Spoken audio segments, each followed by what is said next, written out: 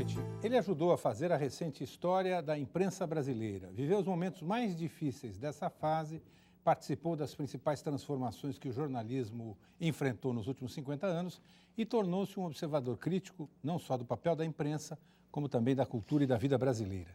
Escritor e pesquisador biográfico, ele está lançando um novo livro. O jornalista Alberto Dines é o convidado desta noite do programa Roda Viva. Há mais de 50 anos, ele escreve, roteiriza, pesquisa biografias, publica livros, formata jornais e revistas, ensina e critica o jornalismo e seus representantes. Pesquisador do Laboratório de Estudos Avançados em Jornalismo da Unicamp, a Universidade de Campinas, Alberto Dines é coordenador do Observatório da Imprensa, site criado em 1996 para acompanhar o desempenho da mídia brasileira. Em 98, o trabalho chegou à televisão em formato de programa semanal. Toda terça-feira, às 10h30 da noite, Alberto Dines apresenta o Observatório da Imprensa, produzido na TVE do Rio de Janeiro com transmissão nacional pela Rede Pública de Televisão, da qual participa também a TV Cultura de São Paulo. O programa busca aumentar a participação da sociedade no debate de questões que afetam a vida brasileira. Convidados nas principais cidades brasileiras são entrevistados ao vivo via satélite e o público participa com perguntas por telefone, fax e também na internet para manifestar opiniões e comentários sobre os temas discutidos. A história pessoal de Alberto Dines também pode ser lida no próprio site do programa, onde ele conta que nasceu no Rio de Janeiro, foi criado em Vila Isabel e muito jovem se interessou por cinema e jornalismo. De roteirista, passou a repórter cultural, seu primeiro emprego como jornalista na revista Visão. Depois, fez uma longa caminhada pelos principais jornais e revistas brasileiros, além de ter trabalhado e dado aulas de jornalismo nos Estados Unidos e em Portugal. Autor de vários livros, desenvolveu um trabalho de crítico da mídia e também de pesquisador biográfico. Está lançando agora a terceira edição de Morte no Paraíso, a tragédia de Stefan Zweig. Uma edição ampliada, quase o dobro da primeira que ele escreveu 23 anos atrás sobre a vida do escritor judeu-austríaco Stefan Zweig. Poeta, ensaísta e biógrafo, Zweig estava no auge da fama na Europa na primeira metade do século passado. Pacifista, foi perseguido pelo nazismo e buscou refúgio no Brasil. Encantado com o país, veio com a mulher para Petrópolis em 1941, onde escreveu Brasil, País do Futuro. 6 meses depois, Zweig e a mulher foram encontrados mortos na casa em que moravam na Serra Fluminense. Durante anos, Alberto Dines pesquisou a vida e o suicídio de Stefan Zweig e como a realidade do mundo e do Brasil do Estado Novo entraram na obra humanista e pacifista do escritor austríaco, amigo de Freud. O livro tem como pano de fundo as 2 guerras mundiais do século XX e as mudanças no mundo que nos empurraram para os dias de hoje. Best-seller nos anos 20 e 30, Stefan Zweig até hoje é cultivado na Europa.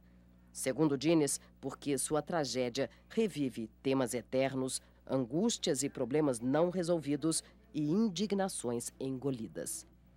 Para entrevistar o jornalista e escritor Alberto Dines, nós convidamos Arlene Clencha, historiadora e pesquisadora, Daniel Pisa, editor executivo e colunista do jornal O Estado de São Paulo, Reinaldo Azevedo, diretor de redação da revista e do site Primeira Leitura, Leopoldo Nozek, psicanalista e membro do Conselho da Associação Psicanalítica Internacional, Isabela Maria Furtado Kestler, professora doutora de literatura alemã da Faculdade de Letras da Universidade Federal do Rio de Janeiro, e Afonso Romano de Santana, escritor, poeta e colunista.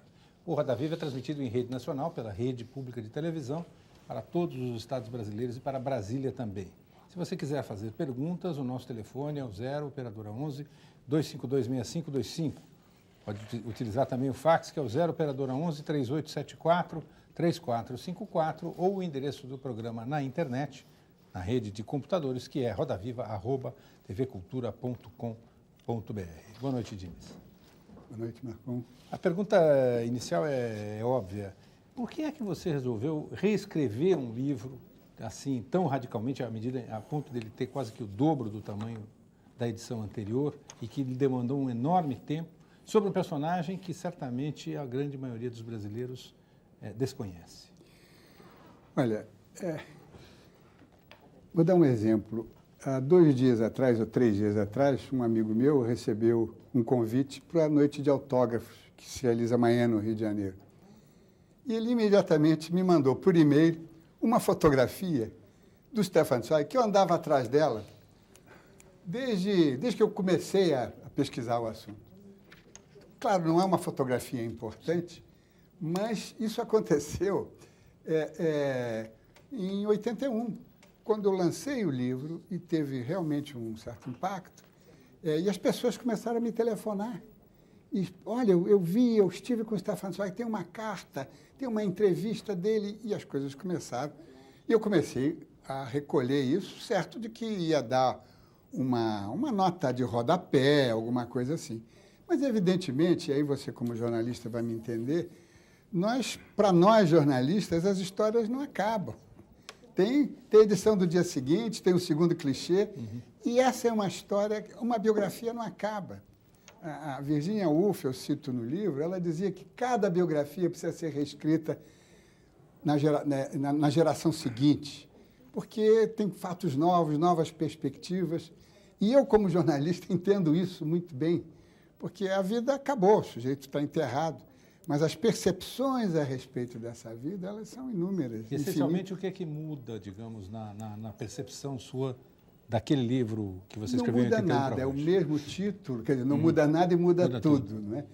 Quer dizer, é o mesmo título, é a mesma estrutura, a mesma armação, os mesmos capítulos, os mesmos títulos de capítulos, toda a estruturação editorial, mas eu diria, comparando uma com outra, as primeiras edições foram uma aquarela, uma coisa mais difusa, mais delicada, e agora eu quis fazer uma água forte, uma gravura, e mais fundo.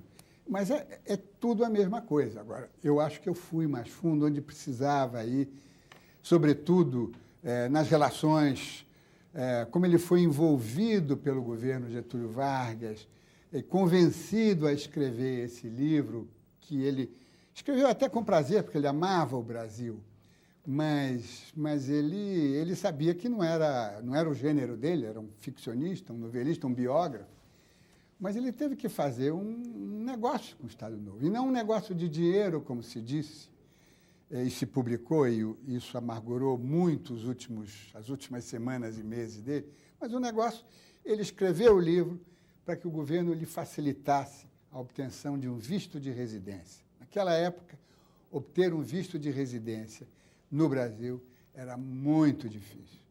E ele tinha essa necessidade, ele queria fugir da Europa, porque ele achava que a Europa ia ser toda destruída pelo Hitler. Tinha casa na Inglaterra, casa linda, mas pressentia que a Inglaterra ia cair e achou que tinha que vir para o Brasil, porque aqui ele ia encontrar o antípoda da Europa, uma sociedade pacífica, sem rancores, sem violências, não é? Mais simples, não é? Mais primitiva no bom sentido. E não sei se ele se enganou ou não se enganou, mas a verdade é que ele fez essa opção. Então, o que ele acharia do Brasil hoje no futuro? Dos mendigos do centro de São Paulo. Da índole pacífica, a questão da afetuosidade e tudo mais.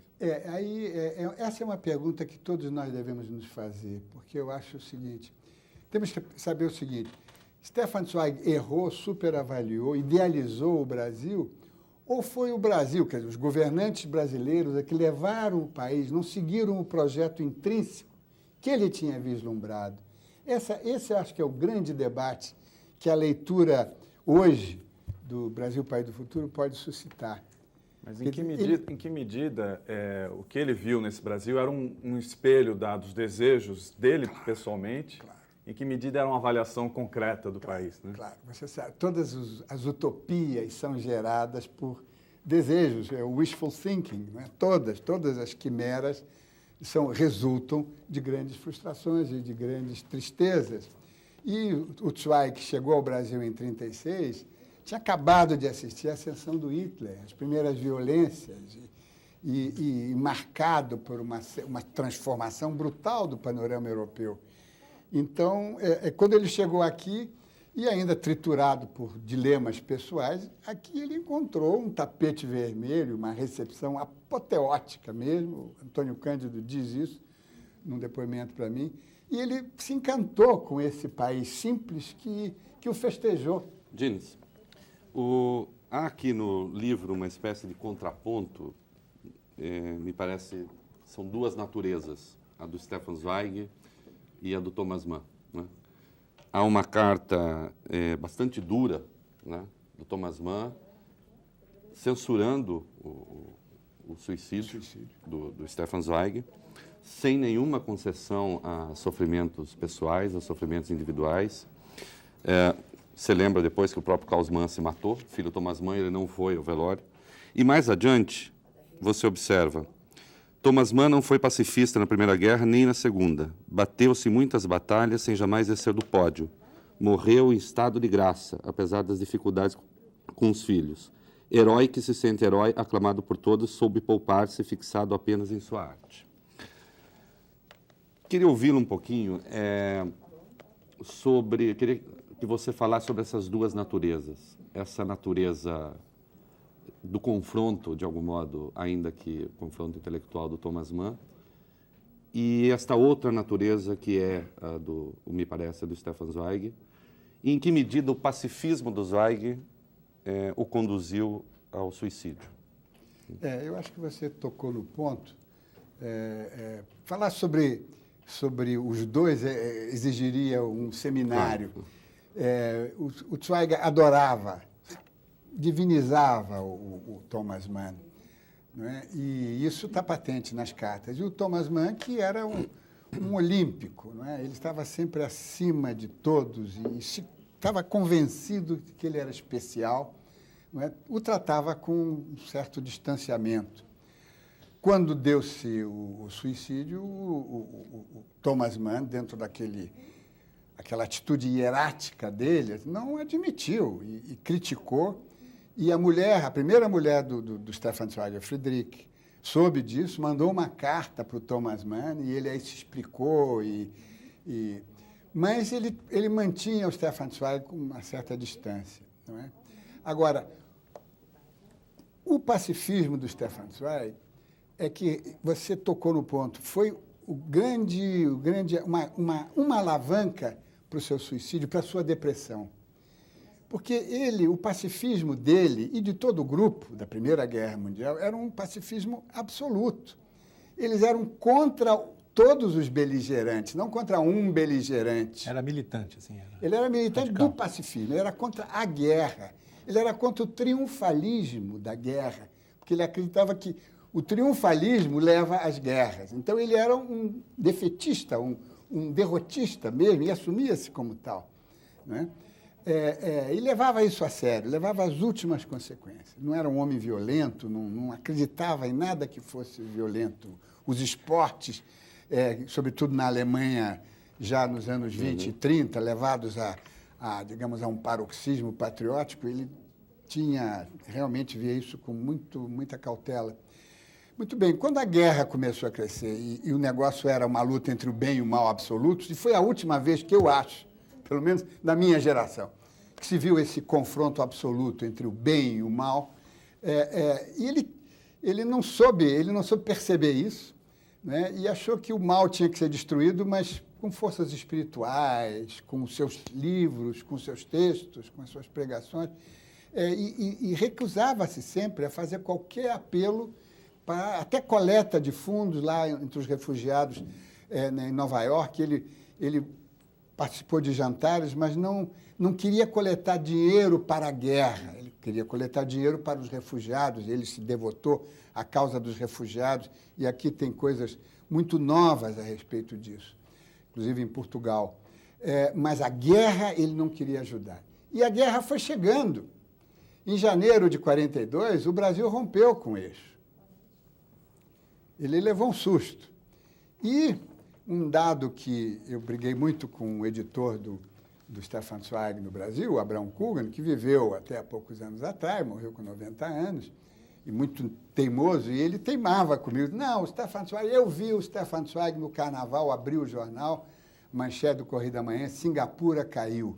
Foi isso que levou ele ao suicídio. Eu falei, Abrão, 2 dias depois, ele estava em Petrópolis, ele abriu um jornal e viu que o Buarque foi afundado pelos submarinos alemães. Foi isso que apressou a decisão, porque a decisão já estava tomada há mais tempo. Quando ele viu que a guerra chegava, e a guerra chegando ao Brasil, ele teria que participar do esforço de guerra, e aí juntou-se um pouco a covardia pessoal e um pouco as convicções de que guerra não era com ele. E quanto à questão do nacionalismo judaico, acho que seria interessante, me parece que Stefan Zweig tinha uma posição bastante iluminada a respeito. Ele era contra os nacionalismos, todos. E foi um dos homens que primeiro tinha uma relação com Theodor Herzl, o pai do sionismo político, muito intensa. Quem lançou o Zweig literariamente foi o Theodor Herzl, que era um grande jornalista. Dirigia, digamos, o caderno B do principal jornal vienense. E se deram bem naquele início, mas ele, sobretudo durante a Primeira Guerra Mundial, ele começou a perceber os perigos do nacionalismo. Ele dizia, eu sou um judeu internacionalista, eu quero usar um passaporte de judeu, mas eu acho que o nacionalismo é uma doença que tem que ser evitada, algo assim. Mas louvava os feitos da colonização judaica na então Palestina, não é? Inclusive, ele doou todo o seu acervo de cartas, uma coisa fantástica, doou para a Universidade Hebraica de Jerusalém. Voltando à visão dele sobre o Brasil, você falou da questão da utopia que está no Brasil, o país do futuro. Essa utopia não estaria também ligada àquela impressão que ele tem da ausência de racismo, essa impressão que ele coloca no livro dele o tempo todo? Logo que ele chegou no primeiro dia, nas anotações do diário, isso, faço um parênteses, foi a publicação desses diários, depois que saiu o meu livro, que realmente me obrigou quase a ter que retomar o livro, porque ali no diário era ele falando, não eram pessoas falando sobre ele. Aquele diário embora intermitente, cheio de falhas, mas ali tem um material extraordinário, e sobretudo sobre a chegada dele ao Brasil. Ele chegou aqui e ficou impressionado de ver gente de todas as cores na rua, e ele estava vindo de uma Alemanha, de uma Europa, marcada pelo preconceito. A mãe dele, naquela época ainda não tinha havido a invasão, a invasão da Áustria, mas a mãe dele teve que ser segregada, não pôde ficar num hospital ariano e morreu.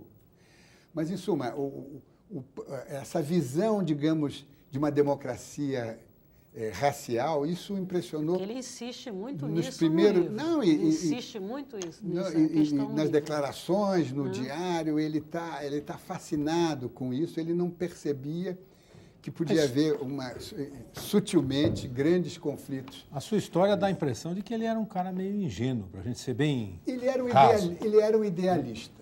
Eu prefiro dizer que ele era um idealista, porque ele acreditava no homem. Não é? A formação dele, o grupo dele, ele vem do século XIX. Não é? Ele tem essa visão idealista de que tudo pode ser bom, pode ser transformado. Ele viu no Brasil aquela massa crítica que permitiria realmente fazer um país que fosse o antípoda da Alemanha e da Europa. Então, vamos dar um pouquinho? Aqui sobre esse combate do nazismo pelas ideias, né? Porque ele não gostava de política, ele não se envolvia em política e realmente ele achava que tinha que então combater o nazismo pelas ideias. Agora, o nazismo saudou a morte dele. Então, de alguma forma, as ideias dele realmente incomodavam, porque ele tinha uma visão muito lúcida da realidade, muito lúcida, e até se dizia meio visionário, conseguia ver o futuro, e isso incomodava muito. Ao final da sua vida, ele sentiu o peso de conseguir ver a tragédia que estava acontecendo. O suicídio dele foi por isso. Ele sabia que Hitler ia ser derrotado, mas ele sabia também que o mundo dele, o mundo de ontem, ia acabar e ele não teria mais lugar. Está lá na carta testamento dele. Bom, e ele sofreu antissemitismo aqui no Brasil. Preconceitos, quer dizer, aquela coisa de que achar que, como ele é judeu e ele fez, digamos, um negócio com o Estado Novo, logo foi um negócio por dinheiro. E ninguém quis ver que, naquela época, a entrada de um refugiado aqui era uma coisa extraordinária. Os jornais não protestavam contra a política racista do Estado Novo, da imigração do Estado Novo. Os jornais não protestavam, mas ridicularizaram com jeito, porque não podia dizer abertamente, que o Stefan Zweig recebeu dinheiro do DIP para fazer o livro, que, afinal, com todas as suas ilusões digamos, ingenuidades, é um esboço do que o Brasil poderia ser. Gilberto, eu estava pensando, o seu livro, além de ser biográfico, ele dá um painel maravilhoso de época, das discussões da esquerda, da direita. Nós fizemos juntos a exposição Freud e o Judaísmo, onde a gente se propunha a discutir o que seria um judeu que não é religioso e não é sionista.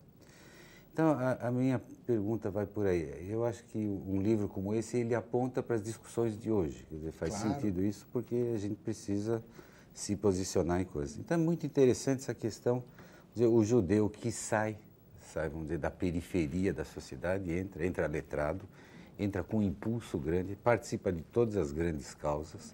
Você tem judeus no Comitê Central do Partido Bolchevique, na causa socialista, na psicanálise, tudo que se renova e questões assim.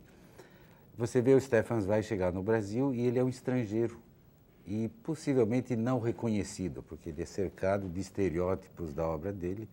Um fator possível seria do não reconhecimento, não visualidade dele. Eu me pergunto, que eu acho que é uma discussão atual, pergunto para você, gostaria que você se posicionasse pessoalmente nisso, é assim, como é que a gente pode entender um povo que saiu de uma discriminação, de questões de ser visto como o estranho, chega a se posicionar numa posição tão autoritária num determinado momento, ou tão dona de um território, tão dona de um projeto, e como é que ficam os judeus da diáspora diante disso? Quer dizer, não sei se você participou, quando houve a invasão do Líbano, houve em São Paulo uma manifestação, estivemos juntos, houve uma manifestação de judeus da diáspora contra a invasão. Parece que esse movimento vai sendo aplastrado e parece que uma espécie de status quo, de um grupo que predomina, colocar em causa, colocar em questão, colocar em reflexão, se posicionar, é um grupo que se posiciona defensivamente para a defesa de determinados determinados privilégios. Quer dizer, a gente vê com Stefan Zweig o dilema de um judeu na sua época. É interessante repensar o dilema do judeu na nossa época. Claro. Há uma carta que eu cito, uma correspondência trocada, porque ela foi intensa entre o Stefan Zweig e o Martin Buber, o grande filósofo do diálogo, não é? Do eu e tu. E eles trocaram muitas cartas, e tem uma carta do Stefan Zweig para o Buber, em 19, a guerra tinha acabado, em que ela é profética, achando de que realmente o fanatismo nacionalista poderia estragar qualquer povo e qualquer belo projeto nacional, entende? Quer dizer, a exacerbação do nacionalismo estragaria as coisas boas de um projeto, né? E essa carta eu acho extraordinária, e foram várias em que ele escreveu assim para o Buber, porque o Martin Buber era um homem do diálogo, ele era homem do eu e você. Ele chegou na então Palestina e achando que precisava se conversar com os árabes. Ele fazia parte desse grupo, né, que tentou armar o que hoje chama-se Paz Agora. Então, isso é muito interessante. E por isso que eu decidi retomar o livro, porque tudo ficou atual. Aliás, não com relação ao Stefan Zweig, será sempre assim. Amanhã o Afonso vai retomar o livro dele sobre o Carlos Drummond, não é? E vai perceber que está atualíssimo novamente. Nessa linha eu ia até te perguntar, você vê uma semelhança, então, de posição hoje, não é? Dentro do pensamento dos intelectuais judeus, por exemplo, um Amos Oz, um Daniel Barenboim, esses judeus que tentam um diálogo com o outro lado, né, de uma maneira explícita, claramente, você acha que essa seria uma posição também assim pacífica, humanista, que teria alguma coisa a ver com essa linhagem a que pertence o... Sem dúvida nenhuma, e de todo um monte de intelectuais judeus da França, dos Estados Unidos, eu diria do Brasil também, de Israel também, né? É um país que metade dele não apoia o governo, não é? Agora, eu não sei como é que o Stefan Zweig se comportaria hoje diante desse dilema. Conhecendo um pouco, digamos, as linhas mestras do que ele definiu, eu tenho a impressão de que ele ficaria contra, digamos, essa política rancorosa, xenófoba. Isso eu peguei apenas uma carona nessa pergunta, mas eu ia fazer levantar uma outra questão para você. Tem uma coisa que eu gosto muito no seu livro, entre várias, é o fato de você se colocar claramente como autor. Você diz aqui logo na primeira página que o seu texto é herético, né? Ele é estranho de duas maneiras. Primeiro, que o biografado se recusa a desaparecer. Aí depois você conta a primeira experiência que você viu Stefan Zweig quando menino. Eu acho que essa entrada do narrador em cena cria uma empatia com o leitor, que é aquele tipo de empatia que o Stefan Zweig criava também imediatamente com o seu leitor, em qualquer livro que ele fizesse, não é? Mas eu estava pensando aqui numa questão, sobre a questão da ditadura, dos judeus, de Vargas, do suicídio, foram temas aqui levantados. Nós estamos vendo esse filme da Olga. Você cita o caso da Olga várias vezes aqui. Coincidiu. E mostra, eu acho que o livro, inclusive, sai num momento muito oportuno para se repensar essa coisa toda dentro do governo Vargas. E você mostra aquela coisa estranha que tinha no governo, que a Olga não foi a única. Várias outras pessoas foram deportadas. Quer dizer, o governo... Como é que você vê isso? Um governo que, de repente, expulsa judeus e aceita um de outro judeu, comemorando, celebrando. Esse paradoxo... Essa era a ambiguidade extraordinária do Getúlio Vargas. Ele sabia jogar com essas duas coisas. E por que eu cito isso? Porque dia 25 de agosto de 1936, dia do soldado, Getúlio Vargas recebia o Stefan Zweig formalmente, numa audiência pública, e neste dia, ou no dia seguinte, estava sendo expulsa, embarcada, a Olga Benário. Olga Benaros, o nome certo seria esse, não é? E dias depois, outra que quase não se fala, mas que é a Marla Berger, a mulher do Harry Berger, que ele não foi expulso, porque ele foi tão torturado, que em 1945 ele era um farrapo, era um doido. E foi mandado para a Alemanha Oriental para um asilo. Ele era... Agora, essas coisas, quando hoje se fala em Getúlio Vargas, se fala na política social, de inserção, no papel do Estado no desenvolvimento econômico, ótimo, maravilhoso. Agora, a força do fascismo no Estado Novo, inclusive nas conquistas dos trabalhadores, não é? É preciso não esquecer que o fascismo foi o Mussolini foi socialista, depois virou para um socialismo de direita, vamos chamar assim, não é? E isso influenciou muito o Brasil, mas muito. E hoje a gente procura... O Estado Novo foi uma coisa assim amena. Nada. Sabe, entre 7 mil e 17 mil vítimas, está citado nos estudos. As pessoas desapareciam. Eu sei porque o meu pai era um líder da comunidade judaica, e ele dizia, olha, fulano de tal desapareceu. Já havia desaparecido naquele tempo? Já tinha, e não tinha anistia e comissões de reparações e pensões vitalícias, não, eles desapareciam do ar. Diniz, nós vamos fazer um rápido intervalo e voltamos daqui a instantes.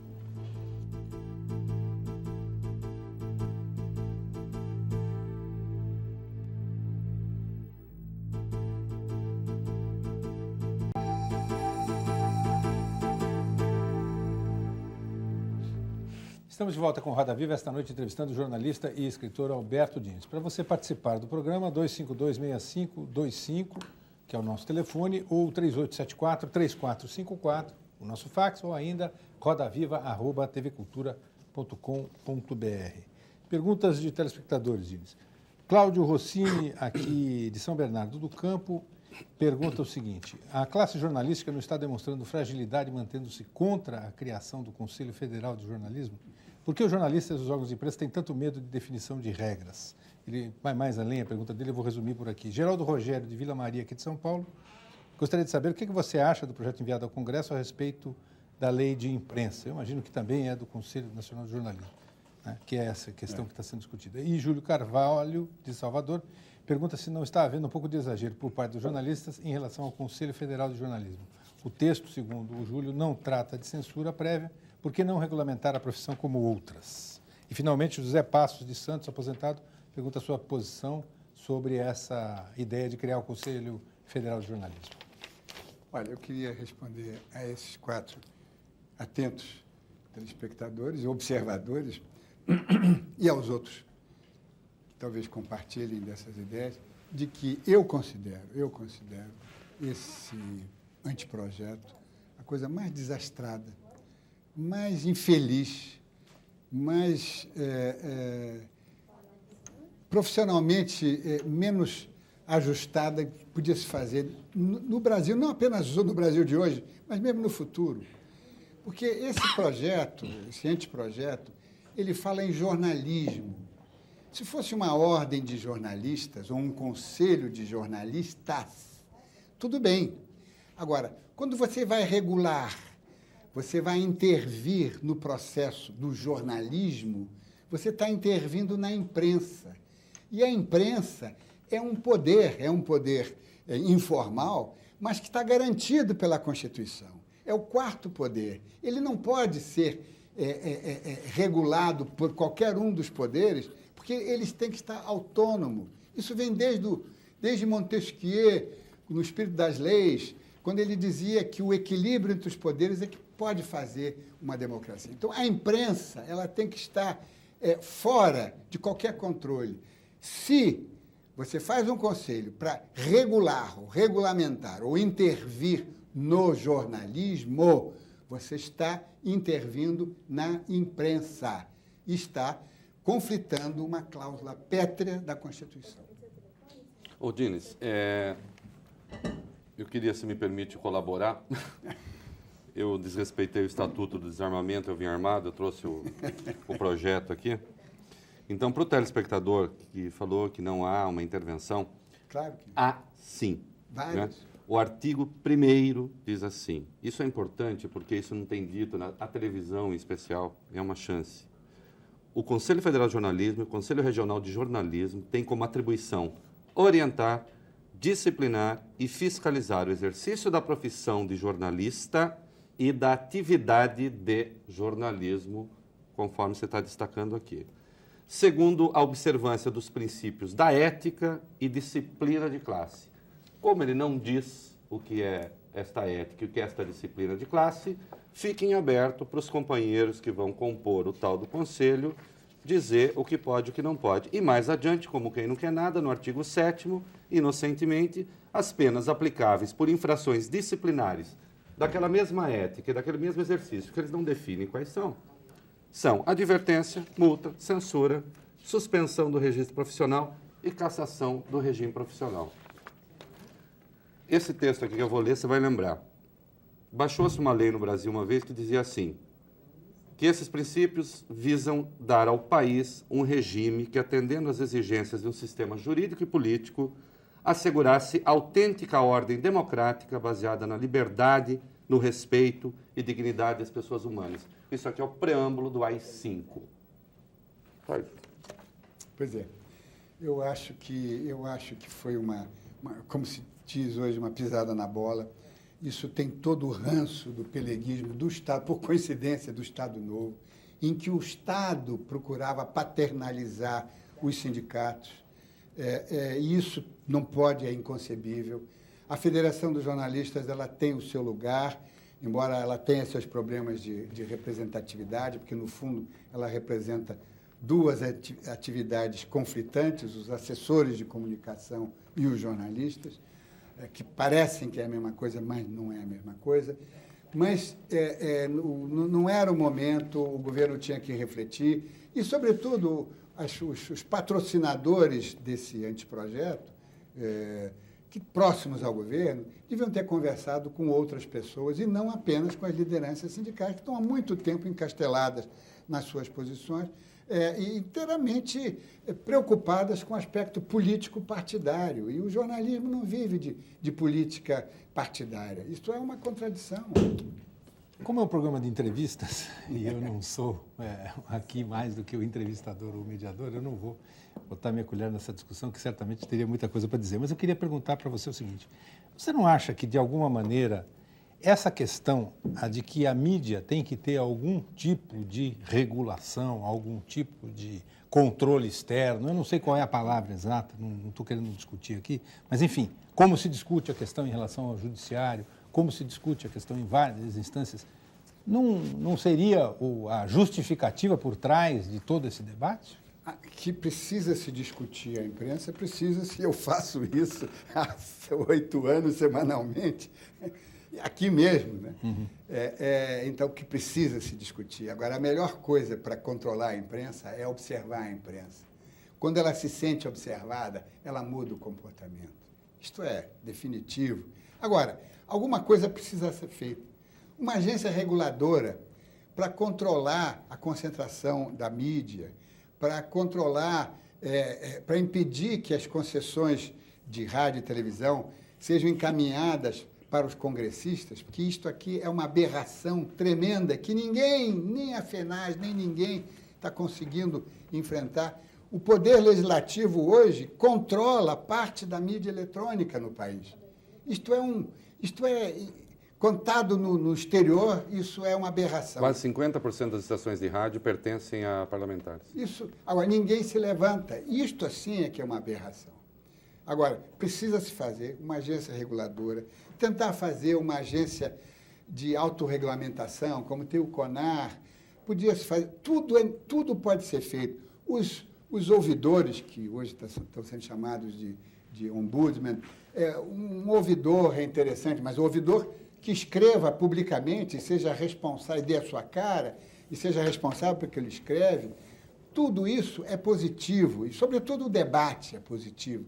Agora, criar mecanismos que constranjam a atividade, que é uma atividade política prevista na Constituição para ser inteiramente livre e autônoma, isso realmente é um retrocesso. Aliás, infelizmente, todos estão reconhecendo isso. Aliás, há até uma experiência que é do Correio Brasiliense, que tem um conselho de leitores.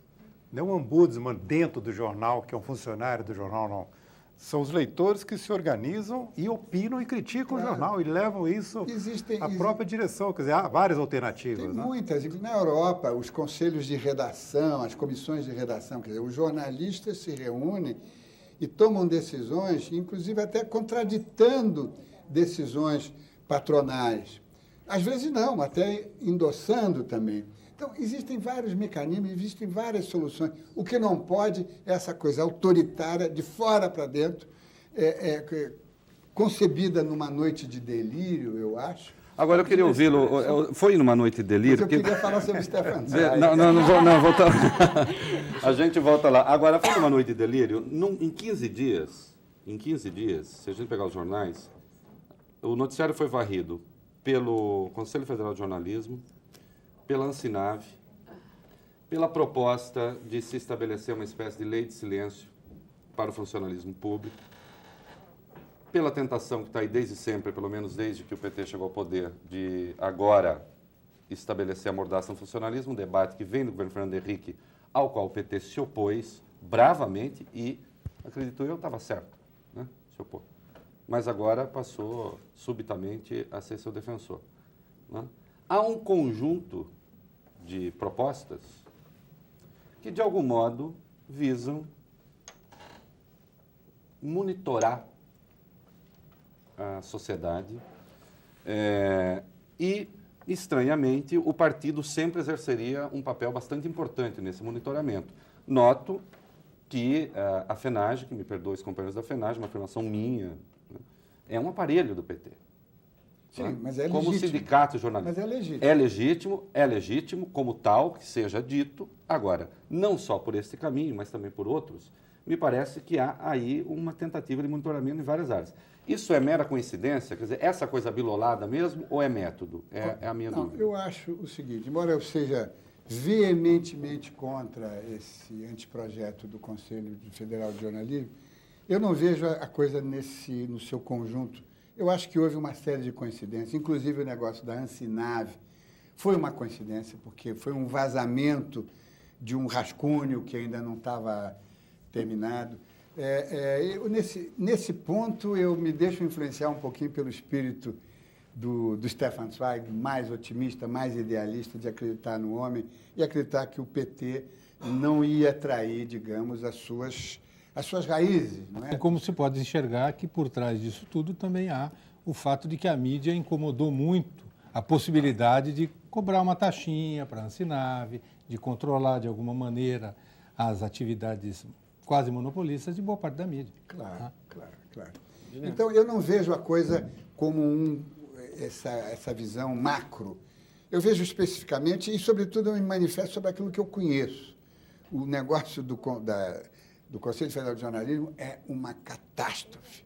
E contra ela eu me rebelo. Diniz, essa coisa sem falarmos de cinema ou lei da mordaça, mas ficando no Conselho Federal de Jornalismo, a gente discutir se cabe o setor ter uma espécie de OAB, né, ou OAJ, ou coisa do gênero, não é uma discussão meio no vácuo, sendo que esse mesmo governo, pouco tempo atrás, chegou a estudar a hipótese de você cancelar o visto de um jornalista em virtude de uma matéria que pode ser considerada leviana, pode ser considerada o que for, mas uma matéria que basicamente ofendeu o presidente e por isso se arrogaram ao direito de, inclusive, querer tirar o visto. Quer dizer, não ficou uma discussão meio no vácuo, sabendo que o governo já teve esse tipo de atitude antes?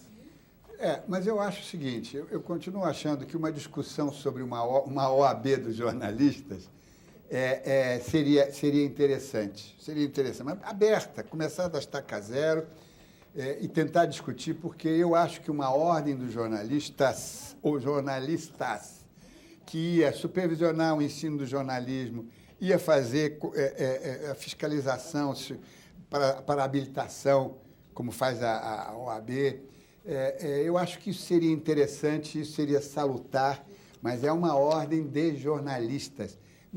Primeiro, ela não seria gerada pela FENAGE. A FENAGE deve existir, ela é um organismo sindical.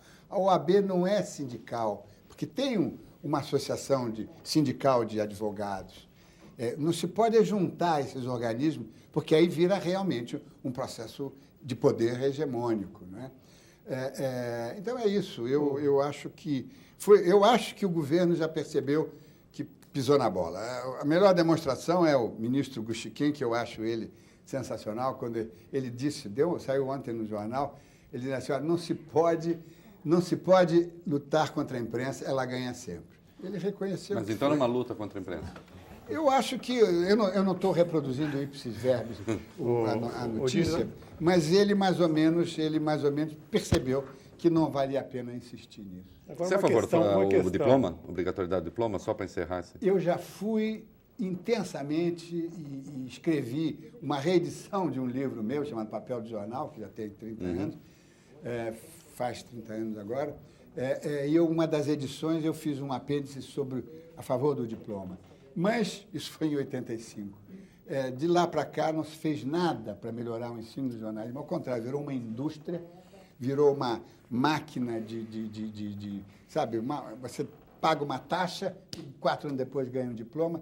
Diante disso, eu realmente, hoje não tenho posições, eu acho que o ideal seria, como nos Estados Unidos, o jornalismo ser uma pós-graduação profissionalizante, onde o médico, se quiser, faz 3 semestres e aí torna-se jornalista. Mas isso está sob júdice, essa questão toda, não adianta a gente discutir agora. Diniz, Carlos Nunes de Oliveira Neto, de Vitória, no Espírito Santo, pergunta qual é a análise que você faz do comportamento da imprensa da América Latina e principalmente do Brasil em relação ao presidente da Venezuela, Hugo Chávez. Segundo ele, tem sido uma pauta desfavorável e nem sempre correspondente à realidade, diz o Carlos de Oliveira Neto.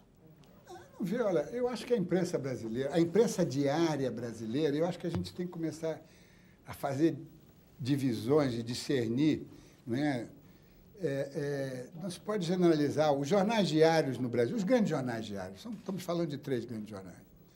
Né? E esses jornais hoje aprenderam, levaram tanta paulada, porque eles estão saindo todo dia, são muito visíveis, que eles estão aprendendo, a duras penas, a se comportar com muito mais compostura.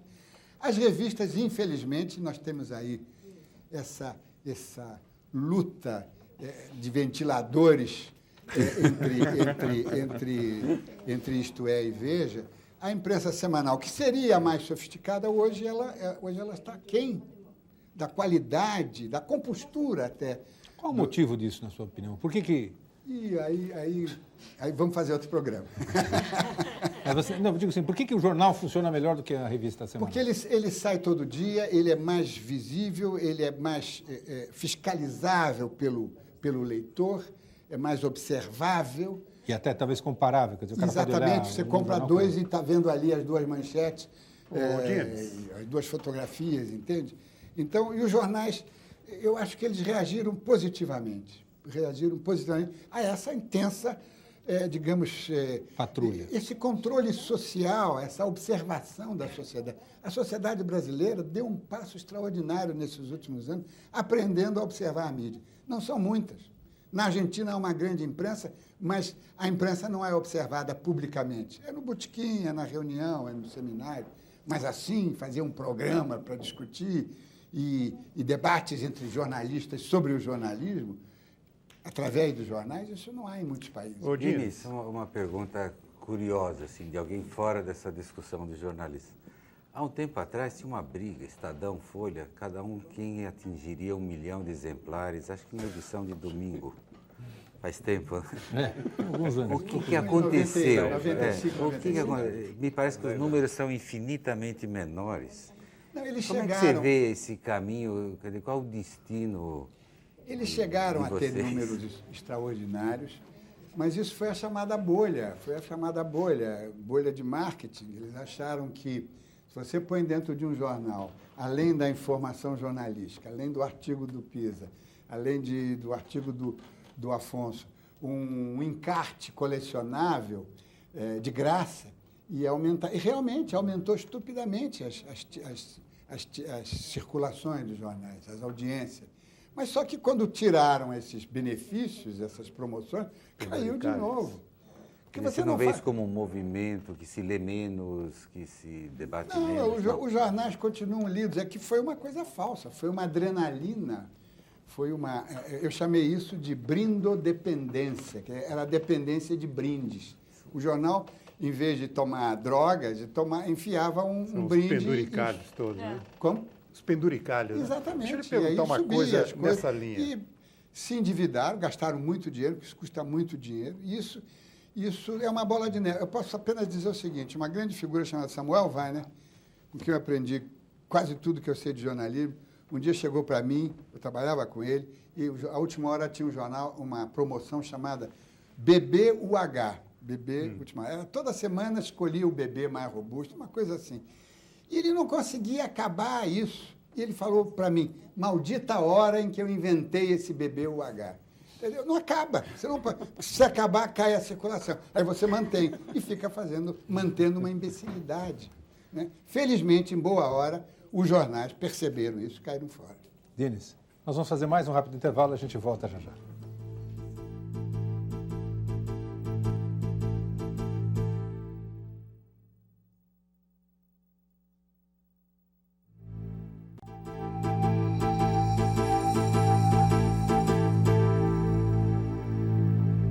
Estamos de volta com Roda Viva, esta noite entrevistando o jornalista e escritor Alberto Diniz. Para você participar do programa, 0 operadora 11 252-6525, ou então o nosso fax, que é o 3874-3454, código aqui de São Paulo também, ou ainda rodaviva@tvcultura.com.br. Felipe Mauro Rodrigues, de Perdizes, aqui em São Paulo, que é advogado, pergunta, como é que morreu o Stefan Zweig? Ele se suicidou ou foi assassinado? Boa pergunta. Ótima pergunta. Olha, uma pessoa que escreve 13 cartas de despedida, mas assim, personalizada. Afonso Arinos, Rodolfo Garcia, professor tal, prefeito de Petrópolis, escreve 13 cartas. devolve os livros que estavam emprestados e ainda faz uma declaração, com o nome escrito em alemão, mas o nome era Declaração Pública, explicando que deixava a vida como por aquela série de razões. Uma pessoa que deixa esse acervo de despedida e arruma toda a sua obra, os inéditos, tudo organizadinho, com bilhetinhos, com instruções precisas, uma pessoa dessa não pode ter sido assassinada. E como é que circula essa informação? Mas aí é a nossa imprensa que é muito permeável a essas charlatanices, eu vou usar a palavra certa, entendeu? Há alguns anos apareceu um advogado maluco, só pode ser, que escreveu uma carta para um jornal, o jornal, legal, primeira página, aí pronto. E ele continua, Que nem o atentado contra o Tancredo, essas coisas. Ele continua dizendo, nesse fim de semana está ele escrevendo aí. Ele se apresenta como psicanalista, como psiquiatra, como professor visitante. É uma loucura, e ninguém procura ver a titulação dele. É apenas um advogado que lê jornal e tem um senso de oportunidade excelente. Agora, não se justifica. Isso caiu na USP aqui e apareceram algumas professoras que quiseram levá-lo para congressos.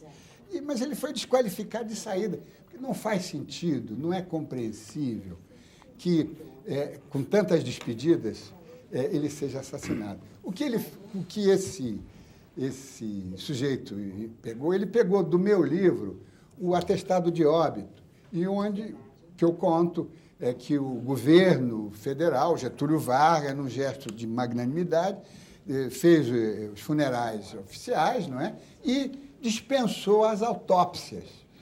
Então, não foram feitas as autópsias. Ele pega, e eu analiso isso, até tem uma frase que foi muito usada quando o livro saiu, que ditaduras detestam autópsias. Eu estava pensando no Vlado, eu estava pensando em outra coisa. Ele pegou esta frase, então não fizeram autópsia, logo então queriam esconder, logo não foi suicídio, logo foi assassinado. Não faz o menor sentido. É outra teoria da conspiração, né? É uma teoria paranoica, né? Que filtrou, que permeou a mídia, permeou a academia e, de repente, vai aparecer de novo. Foi. Lendo o seu livro, vemos que temos bem a ideia de que Stefan Zweig era uma contradição viva.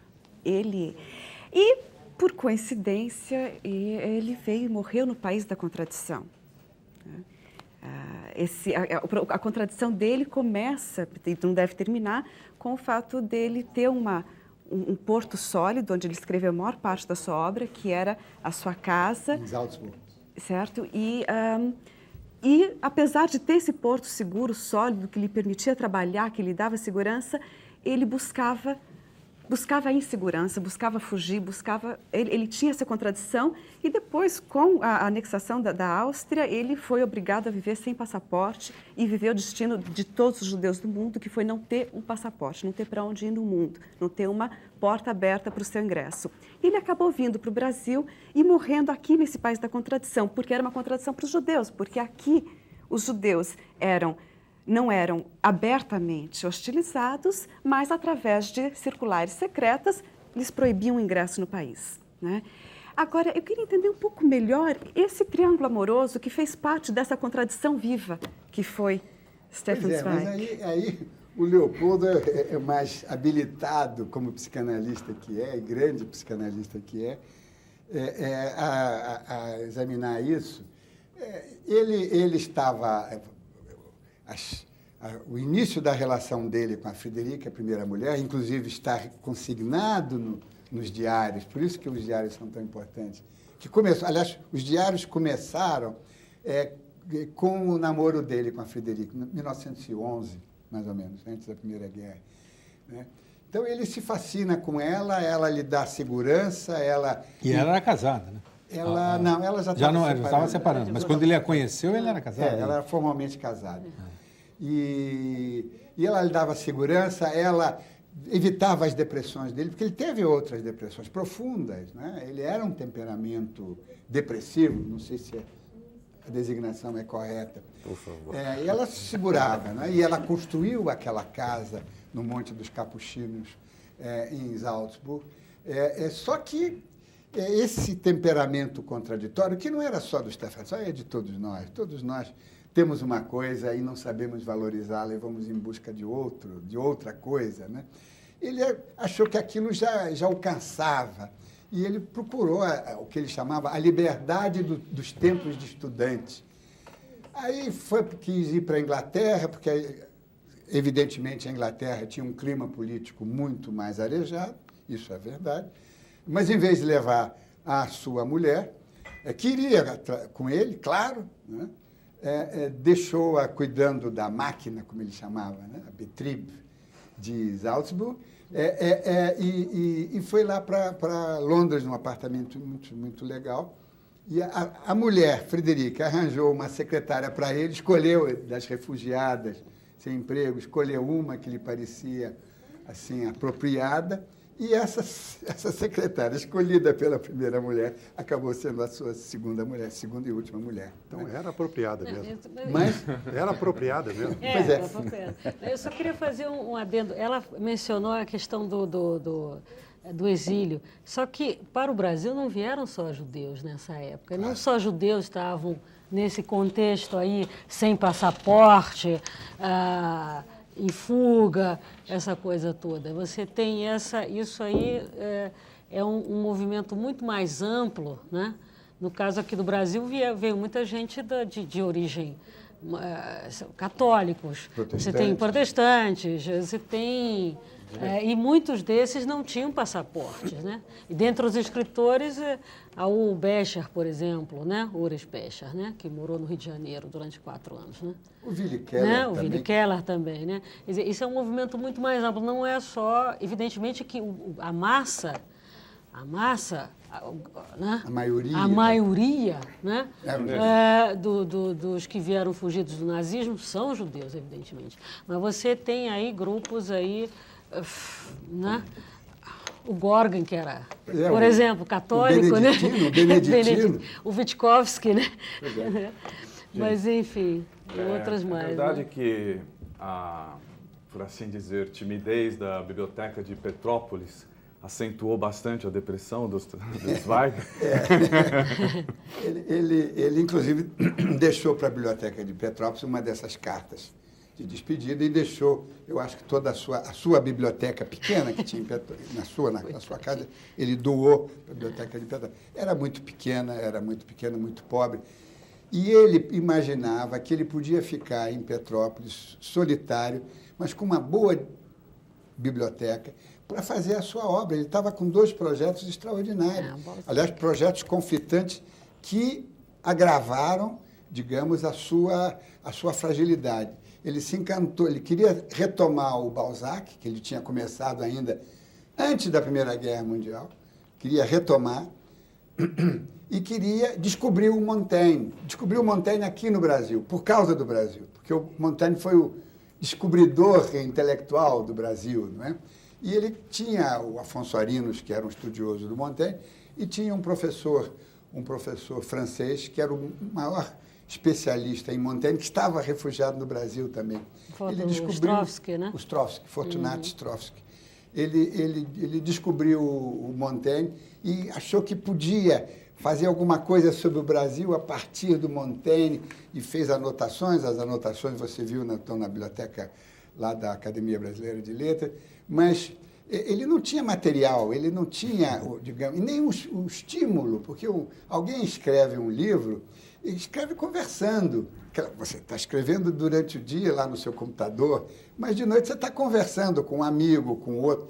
E em Petrópolis ele não tinha com quem falar, nem com barbeiro. Você acha que faltaram interlocutores para ele? Faltavam. Mas tinha o Feder, né? Só tinha o Feder, mas já quase no final, quando ele foi para Petrópolis. Tem uma carta muito importante que eu revelo nessa edição, é um desabafo dele, Stefan Zweig, para o seu editor em Buenos Aires, o Alfredo Kahn, em que ele arrasa com as 4, 5 pessoas que estavam à sua volta. Ele o fulano um titica, o outro é isso, e disse com todas as letras, porque ele não tinha o retorno, ele precisava ter interlocutor. E a mulher era uma secretária obediente, que fazia tudo o que ele queria, mas não lhe dava aquilo que a outra podia dar, que metia o pau nele, não está bom isso, reescreve, não sei. E você, de alguma forma, disse que a mulher era a segunda mulher, neste momento da morte, quer dizer, quando ela cumpre todas as determinações, ela ultrapassa esse limite da secretária e tem um momento de... É o seu grande e último momento, né, em que ela ficou sozinha, ele... Poderia ter salvado a vida dele. Ela podia ter se salvado, ela podia ter... Ou ter se salvado. Ela supervisionou, digamos, o adormecimento dele, não é? Isso está claro. Eu peguei a fotografia que foi publicada nos jornais e você vê ali, está tudo muito claro, definido, que ela esperou, ele inclusive está de mãos em cima do peito, não é? E ela está abraçada em cima dele. E a gente percebe pelo peignoir dela que está na cama que ela chegou depois, ele já estava esticado, aí ela o abraçou. É como se ela tivesse gerenciado e secretariado até o último momento. Esse é o seu momento de grandeza. Eu queria ouvi-lo com o brilho que você demonstra aqui, e sem qualquer ânimo, naturalmente, de contestar coisa nenhuma. Talvez o Leopoldo fosse mais indicado para responder, mas certamente você tem o que dizer a respeito. Um suicida não será sempre um suicida? Em qualquer lugar? Independentemente das circunstâncias. Deixa eu acrescentar aqui, vou pegar. Porque, veja, o suicídio a gente costuma pensar como uma coisa trágica, destrutiva. A gente não costuma pensar o suicídio como uma solução. Muitas vezes o suicida não acha que vai morrer, ele acha que vai se livrar de um problema, é uma saída. Alguns acordam assustados, que quase morreram, quer dizer, não era para isso, era só para sair. E a vida dele é uma saída, o tempo todo. Quer dizer, nesse sentido, ele é um suicida, escapista, é a personalidade dele, menos um autodestrutivo do que um escapista que depende para existir de um olhar permanente, da sedução. E no isolamento ele não tem esse olhar e não tem escapismos, a não ser radicais. Então me chama a atenção e essa posição dele fora das grandes causas da época dele, a esquerda, a direita, sionismo, não sionismo, é sempre o escapismo. Quer dizer, eu acrescentaria, você não vê um suicídio permanente, uma carreira suicida? Deixa eu só fazer um pequeno parênteses. Ele não se ausentou dos grandes debates, não. Não, das grandes causas, de tomar posição. Mas ele rompeu com o seu grande, bem amado mestre Romain Rolland. Ele rompeu por causa de política, porque o Romain Rolland estava muito linha de Moscou, e eu conto aqui, tem cartas dele, assim, ele, para o mestre, dizendo, você tem que botar a boca no trombone e condenar os crimes de Stalin, anos 30. E o Romain Rolland não se mexeu. Então, ele se afastou um pouco. Então, ele foi à Rússia, de novo, ele se afastou. Um pouco. Se afastou, não, mas eu discordo porque durante a Primeira Guerra Mundial ele é um dos pouquíssimos autores intelectuais de fala alemã na Áustria e na Alemanha que vão protestar contra a guerra. Vão ser militantemente pacifistas. Não vou dar o exemplo do Thomas Mann, que era ao contrário. Ao contrário, né? belicista. Mas quase todos os escritores, os poetas alemães e austríacos são a favor da guerra. E ele é militantemente pacifista desde o início. Agora, essa coisa do suicídio permanente, isso é evidente, está nele, não é? Quer dizer, ele estava sempre se metendo numa esparrela e procurando uma saída. E o Brasil foi isso, quer dizer, ele achava que aqui ia ser a solução. Era uma saída, porque em 1936 ele foi recebido com tapete vermelho e achava que a repetição ia ser igual, não é? É impressionante, ele chegou no Brasil 3 vezes, as 3 vezes em agosto, sendo que as 2 primeiras vezes no mesmo dia, 21 de agosto. Você vê alguma coisa? Já que nós estamos nessa viagem. Nós estamos em agosto. Não, repetição. Mas o que eu queria acionar é o seguinte, o Vargas faz um suicídio muito diferente. né? Era um suicídio que foi uma arma política. Embora ele tivesse ímpetos suicidas durante toda a vida. Eu queria saber se você acha que tem algum ponto de contato entre os dois. Entre os dois, não. Entre os dois, acho que não. É? Mas é claro que primeiro, o Getúlio Vargas estava em Petrópolis quando o Zweig se suicidou. Foi ele que determinou que o governo desse todo o apoio ao enterro, luta oficial, tudo aquilo. Não é? E tem aí a história do enterro, que daria, não sei se vai dar para falar, mas que é uma história dramática, que eu revelo também, que os rabinos queriam levá-lo para o cemitério judaico, lá no Rio de Janeiro, entendeu? E as autoridades não deixaram, isso é uma outra história. Mas o Getúlio realmente primeiro conheceu o Stefan Zweig, não é? E era um homem, eu não digo que era um homem refinado, culto, mas ele sabia das coisas, ele sabia. E a Alzira, a filha dele, Alzira, gostava muito do Stefan Zweig, está no livro dela. Não é? Então, o Getúlio se impressionou com esse suicídio ali ao pé dele, né? na mesma cidade. E, evidentemente, que isso marcou. Mas a geração do Getúlio e do Stefan Zweig, eu acho que era uma geração de brios. Quer dizer, as pessoas estavam dispostas a entregar a vida pelas suas ideias, não é? Então, nisso eles se parecem. Agora, não acredito que tenha havido uma convergência. Ou como o Flávio Tavares menciona, a ideia de que o dia que o Getúlio... Aí já entramos em outro... Ô, Dines, tem uma frase aqui no seu livro que me suscita umas derivações. Eu gostaria de ouvir da sua parte algum comentário sobre isso, estabelecendo uma relação entre o passado e o presente.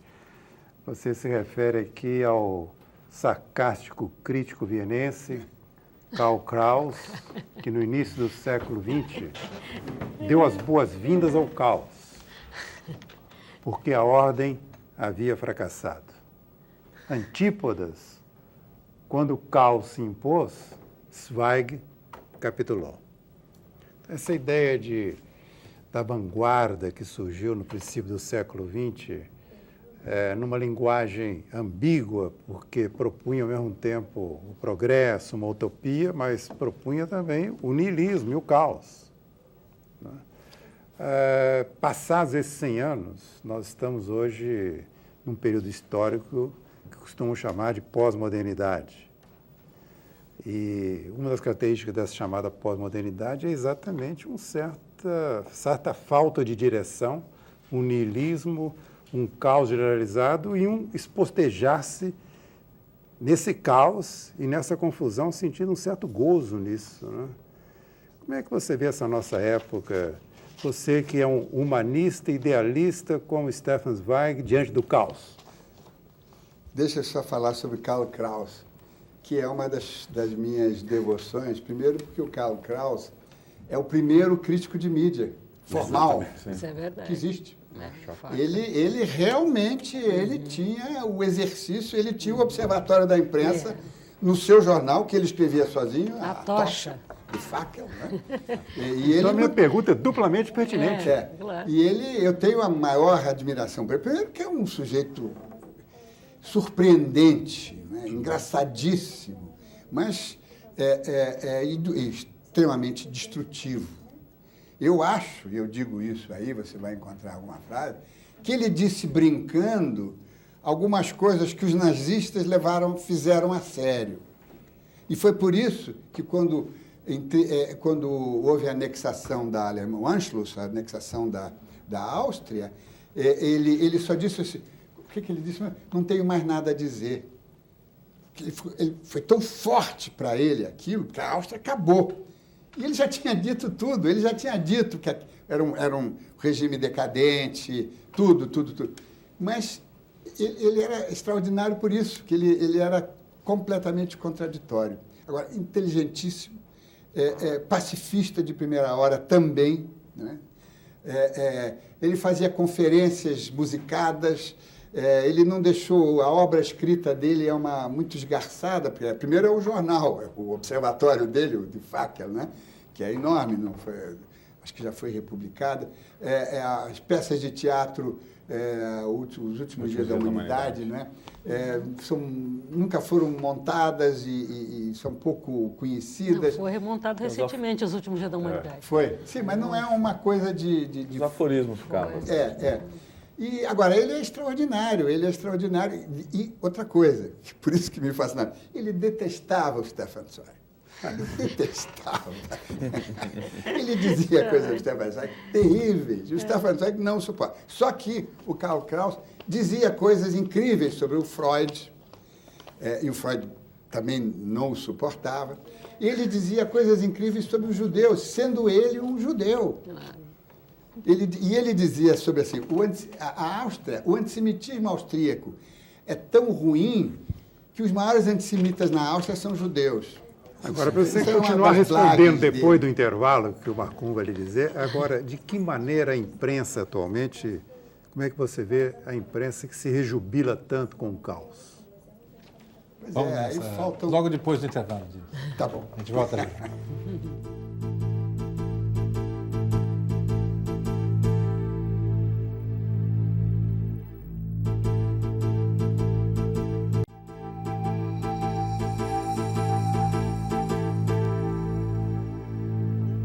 Estamos de volta com Roda Viva esta noite entrevistando o jornalista e escritor Alberto Dines. Encaixando aí a resposta à provocação do Afonso, eu queria ler as perguntas de Patrick Vieira, de Marília, aqui de São Paulo, que gostaria que você analisasse qual é o papel da imprensa hoje. Ela diz que está na moda dizer que a imprensa lutou contra a ditadura militar, quando se sabe, segundo ela, que para essa mesma imprensa apoiou o golpe de 64 na sua grande maioria. E, finalmente, Silvia Malta Mandarino pergunta o seguinte, se você acha que o assunto do deputado Ibsen Pinheiro foi amplamente debatido, se houve alguma entrevista com quem determinou aquela publicação, que consequências isso tem para a nossa sociedade? Pedem muito, né? O caso do Ibsen, eu vou começar pelo fim, o caso do Ibsen é um caso... Eu vivi em Portugal, quer dizer, não acompanhei estando aqui, eu estava lá, mas conheci, o Ibsen foi copydesk do Jornal do Brasil, trabalhei com ele e fiquei surpreendido com o que se passou a dizer de repente dele. E achei que, de longe, houve realmente um linchamento. Quer dizer, as matérias já saíam criticando e já partiam de um pressuposto de que ele era culpado, mas isso de longe. Depois, quando ele foi, digamos, o caso foi arquivado pelo STF, eu tive a coragem, a audácia de, contra protestos de muita gente, de telespectadores, trouxe o Ibsen ao Observatório da Imprensa para entrevistá-lo, para ele comentar o papel da mídia. Nesse episódio agora, o que eu acho importante, porque isso é um debate que vale a pena levar até o fim, eu acho que quando se debate, se esclarece, quando você enfurna as coisas, esquece, as coisas jamais se esclarecem e apodrecem. Nesse debate, o que eu achei positivo, e isso o Brasil e a imprensa brasileira devia aprender, é reconhecer o erro. O que fez o Luiz Costa Pinto, embora tardiamente, é isso que nós temos que aprender a fazer, é dizer errei, e pronto. A partir dessa atitude humilde, desaba toda essa arrogância que a mídia construiu em torno dela, que é extremamente nociva. Vai fazer como fez o New York Times. Erramos com Jason Blair, erramos na guerra do Iraque, e assim que tem que ser feito. A imprensa tem que reconhecer que erra, e o ser humano tem que reconhecer que erra. Chegar para o seu semelhante e dizer assim, olha, desculpe, eu fiz uma burrada. Eu acho que o positivo do episódio Ibsen, e ele vai ainda se arrastar por muito tempo, porque os jornais estão retomando, é isso, é um jornalista que admitiu que errou. E, ao admitir que errou, revelou um pouco dos bastidores de como a imprensa trabalhava dessa forma exacerbada, quase paranoica, quando aparecia um caso e ela se jogava como se fosse uma matilha de cães. Eu acho extremamente positivo esse debate e vamos ver aonde ele vai conduzir. Com relação à imprensa, a imprensa brasileira, ela sempre viveu períodos de controle, só agora, nos últimos anos, de 85 para cá, é que ela realmente está encontrando uma certa regularidade democrática. Então, é muito cedo nós chegarmos e dizer a imprensa é assim, essa. Eu acho que ela está aprendendo a conviver com a democracia. Vejo no caso, vou voltar ao Estado Novo, a imprensa daquela ocasião não precisava de censores. Claro, alguns jornais precisavam de censores, mas a maioria dos jornais brasileiros, eram muitos, tinha muitos títulos, eles faziam exatamente como o DIP queria. E foi muito interessante para mim pesquisar, digamos, o dia que o Stefan Zweig chegou no Brasil, ver os jornais de 21 de agosto de 1936, que a Guerra da Espanha estava começando, ver como é que os jornais brasileiros tratavam a Guerra da Espanha de uma forma parcialíssima.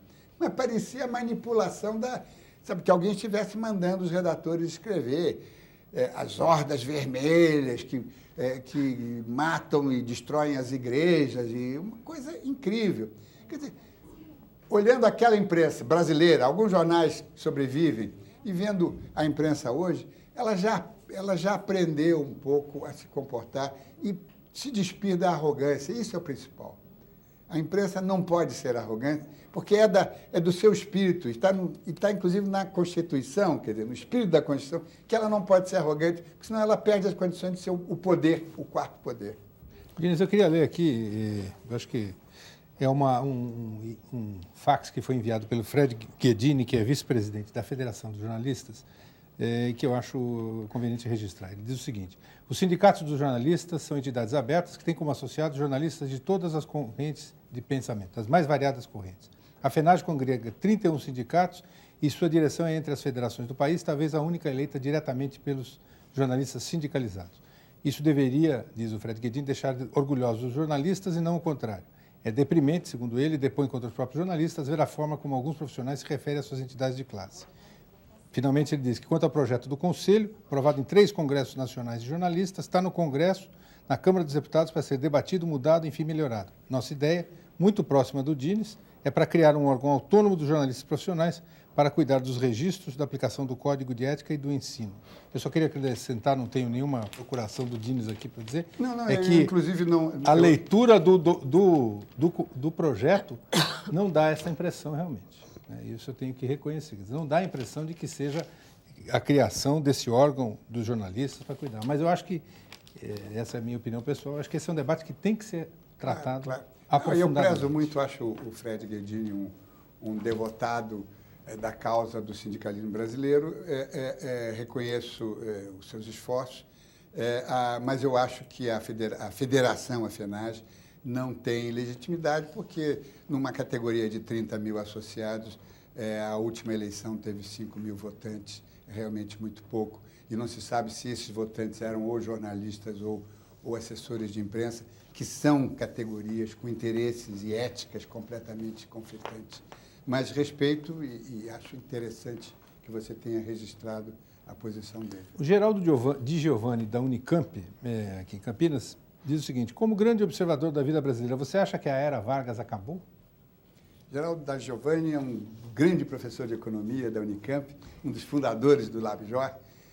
Quando nós estávamos, o observatório estava lá na Unicamp, conheço ele, e eu acho que um grande estudioso, ele faz a pergunta apropriada.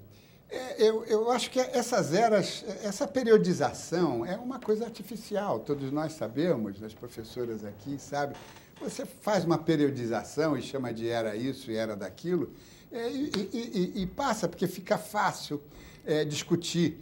Essas periodizações são muito complicadas. Eu não posso dizer se a era Vargas continua agora, ou se uma sub-era Vargas vai surgir, porque, no fundo, o caudilismo do Brasil antecede um pouco Getúlio Vargas. O Dom Pedro I, ele foi um imperador caudilho, não é? Ele realmente, comigo é na madeira, ele dizia isso. Ele dizia isso, né? Tem uma famosa frase dele, ele era durão, intelectual, poliglota, formidável, mas ele durão, quer dizer, o pai dele, Dom Pedro I, foi terrível.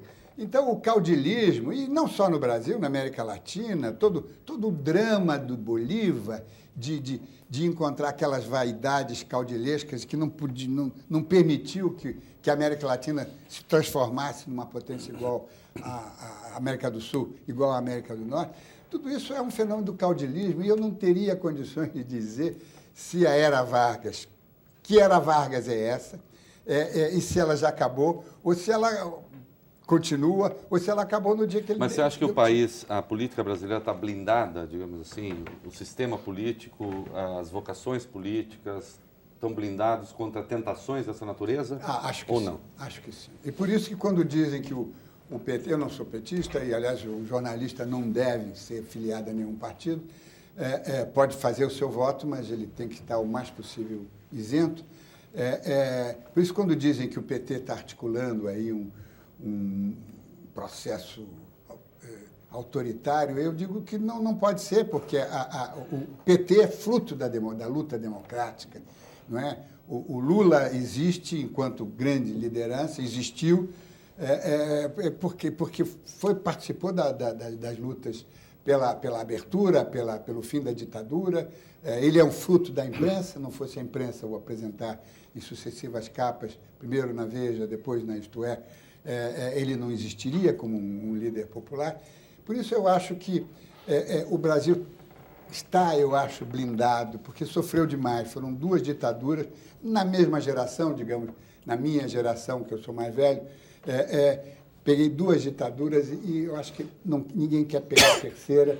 E eu acho que o PT tem consciência de que não seria uma aventura sem saída fazer qualquer coisa que atentasse contra essas conquistas que o povo brasileiro todo conquistou. Última pergunta, Diniz, nosso tempo está acabando e também é óbvia. Qual é o próximo projeto? Qual é o próximo projeto? Não, eu não vou escrever a 4ª edição do Morte no Paraíso. Evidentemente que já há aí algumas possibilidades de traduzir isso para o exterior, para outras línguas, e aí as edições terão que ser adaptadas para os respectivos públicos, então vou ter que inclusive acrescentar coisas, em alguns casos simplificar, porque afinal eu escrevi pensando no público brasileiro. Há alguns projetos que eu chamaria paralelos, eu acho que a vida do Stefan Zweig e a obra dele precisariam ser melhor conhecidas, não através de publicações da obra em si, mas de releituras, de discussões. Tem vários projetos aí fervilhando, e eu preciso retomar, sem dúvida, eu tenho um compromisso com meus leitores, que são poucos, são os que estão aqui, Os Vínculos do Fogo, que eu lancei em 92. O primeiro tomo é a biografia do Antônio José da Silva, o judeu, não é? O poeta e comediógrafo brasileiro, que foi morto pela Inquisição em Lisboa. Eu fiz o primeiro tomo, tijolo aí de 1000 páginas, e tenho que fazer o segundo tomo, menor, evidentemente, em algum momento. Eu espero que possa conciliar, equilibrar essas demandas jornalísticas, que são realmente excitantes, com esse trabalho de pesquisador enfurnado entre 4 paredes. Diniz, muito obrigado pela sua entrevista. Obrigado aos nossos entrevistadores, a você que está em casa, e nós estaremos na próxima segunda-feira com mais um Roda Viva aqui pela Rede Pública de Televisão. Uma ótima semana e até lá. Obrigado.